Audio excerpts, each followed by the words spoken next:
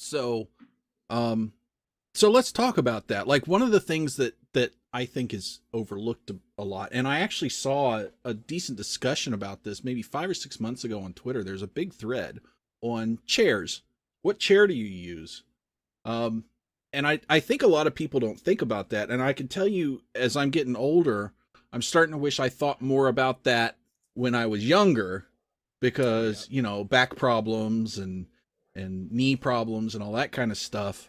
Um, so I'm kind of interested, Drew. What kind of chairs do you use for your daily sit downs? I have some, I think it's called autonomous Mm-hmm. chair. It's not bad. It was pretty cheap, which was at the time the big drawer, but I'm with you on I sit a lot. Even with the standing desk, I sit a lot, and Mm-hmm. I definitely need to upgrade that. The first programming job I had, I was in an office and I got spoiled. They had those, what are the Herman Millers? Oh yeah. The really like I think it was like a $1,200 chair or something insane like that. And I was like, this is amazing. I want one. $1,200. Never mind. But I'm And with you. those were I'm like starting those to get to that. mesh type chairs. Yeah. Yeah, yeah. Yeah. They've just like, you didn't feel like you were sitting. And I already have some back problems. I hurt my back in the army and, doesn't feel good to sit for long periods of time, especially as I'm getting older. So I'm like, $1,200 doesn't seem like that much anymore. And Yeah. I'm with you. I kind of wish I had been a little bit more willing to drop the money on the compute on the chair as much as I was willing to drop money on the computer. Yeah. So Creston, what do you use? Just a steel folding chair, right? A it has cushions. You can adjust the height. It has a back. I I mean, that's purchased all you it need. in 1995 for less than $50. There you go. Hey, if it works. However, Oh my god. I only sit it. Oh, excuse me. I only sit in it while recording. Okay. 100% other time, I stand up all the time because I injured my back as well doing stupid things while moving when I was in my 20s. So, yeah, so because of that, I stand all the time. The only time I sit is when I'm recording. So it's basically 4 hours a week I sit. All the rest of the time I'm standing. Okay. So, Wow. what So about you, Chris? I've had like not a Herman Miller, but I've sat in Herman Millers and they're nice. And I've had other models of those kind of mesh type chairs, the ergonomic mesh chairs. Those never really gelled with me. What I ended up getting that I just fell in love with were these Secret Lab Titan XL chairs. This thing is so comfortable. First of all, it's leather, and they're kind of expensive, but like $475 expensive, not $1,200 expensive. But they're leather. They're nice and soft. They got the lumbar supports. They're also extra wide, so you've got a lot of room in this chair, so you don't feel closed in. So you can really spread out, and it's you can lean back. It's got recline. It's got um, you can actually get some with footrests on them, so when you recline, it's like being in a recliner at your seat. Um, but Nice. fully 4D adjustable arms and stuff, and they're just I love this chair. It is so good.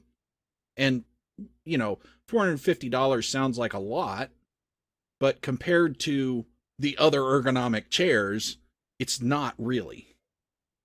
So, And I would argue that $450 isn't that much to be comfortable. Like no. most of us spend, other than Creston, obviously, most of us spend a lot of time in a chair, and it, it pays dividends in the long run to take care of your whole skeletal system, but especially your back. Like Yeah.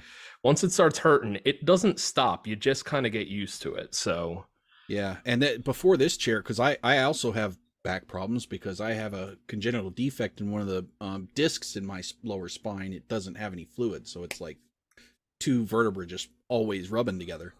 Yeah, it's fun. So nope, no thank before you. this chair, I couldn't sit for more than 5 or 10 minutes without being in a lot of pain.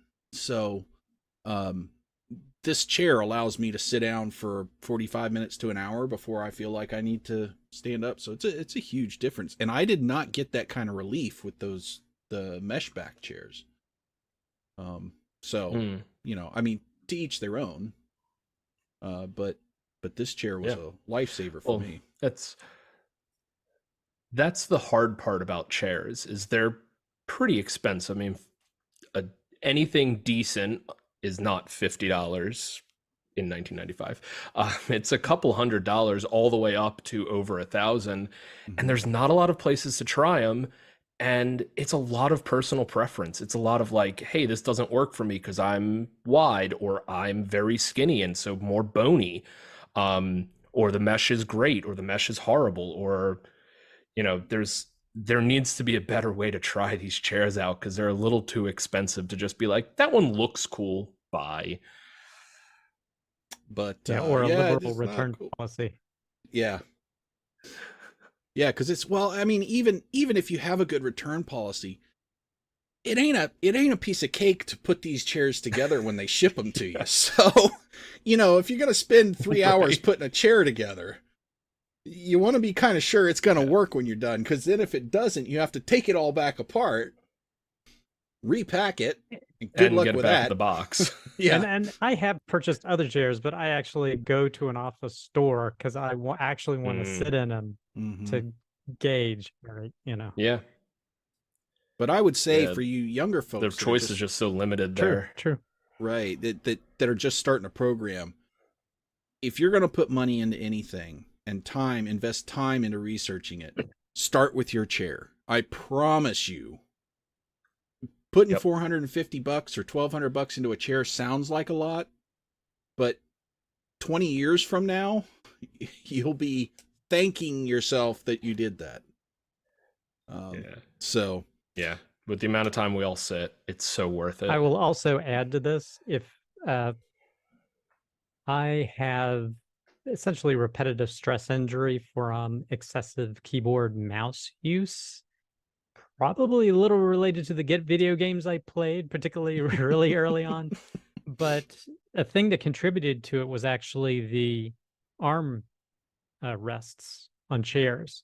So now whenever I get a chair, I take those suckers off. I throw them off. It may not impact everyone, but what I've found I've had to do is to remove them, because then I force myself to have to move my arms more if I'm typing or mousing or whatnot, as opposed to just only doing small micro movements.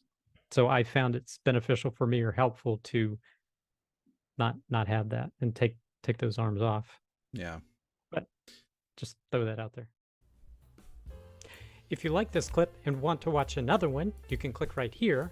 Or if you want to watch the full video, you can click here.